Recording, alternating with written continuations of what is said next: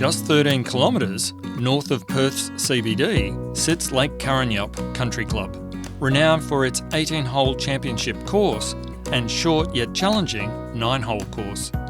Course Superintendent Fraser Brown shares his enthusiasm about the ongoing improvements undertaken on the course. We've made a lot of changes. I hope it's a club that's always evolving.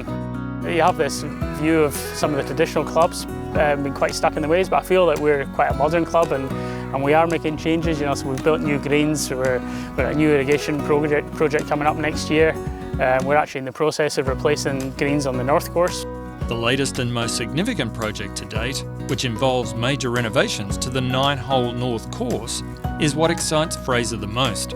So we've got a 9-hole course attached to our championship course, and we're in the process of changing the greens there. It's the first time since the 70s.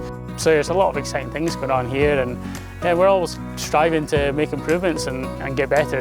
To minimise disruptions to the club and its members, Fraser made the decision to expedite the renovation program. Rather than being spread over a 3-week, we went for a really intensive 1-week renovation program. So we did 25 hectares of couch, and we did all the greens all within 1 week. We've moved away from our traditional hole coating in the greens, and we actually use a dry jet now. We purchased our own dry jets a couple of years ago. We did a double pass on all of our greens with a dry jet this year in conjunction with the fairway renovations. By closing the club for 5 days, Fraser and his team adhered to a tight schedule, working hard to complete the course renovations. The club are really good. Part of the deal for us to do it in 1 week was that they would close for the 5 days. So they closed for golf for 5 days, which was a massive help. We couldn't have done it without that. And my team put a huge effort. They worked 60+ hours, dark start of the morning, dusty, hot. Everything was thrown at them and they did a great job, and we got there. You know, it was a big week. I'm not sure how sustainable long term it is, but for the 1 week it was a great effort, so really happy with that. While the renovations were a success, ongoing maintenance and the need for sufficient staff continue to pose a challenge for Fraser.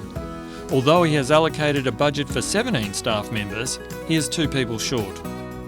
In WA, our competitor probably isn't other courses. I mean, at times it can be, but we've got the mines here, which is always a difficult challenge for us.